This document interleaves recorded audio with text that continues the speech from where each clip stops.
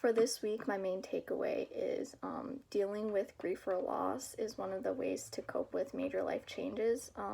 In general, this week's theme, I picked how to balance and manage major life changes because I think at some point we all go through at least one. Most of the times it's several, and I think I just wanted to share some tips or just in general the steps that people go through to deal with it. And I think that when dealing with grief or loss, it's one of the most common steps that people kind of skip through or miss because maybe they're not ready to face it yet, or simply they don't see it as a priority. You know, they kind of just want to skip it.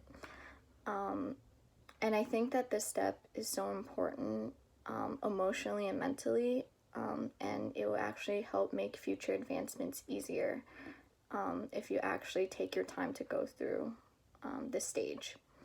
And then for this week's icebreaker, I chose tell me something that's true about yourself that no one will actually believe. For me personally, it's I've never read any Harry Potter books or seen any of the movies. When I tell people this is quite shocking because Harry Potter is it's just so big. I don't really have an explanation for this besides the fact that I guess I didn't enjoy reading as a kid, and the books were quite thick. So to me, when I was younger, it was pretty intimidating. So I kind of was just like, oh, it's okay. I'll prefer my picture books and other types.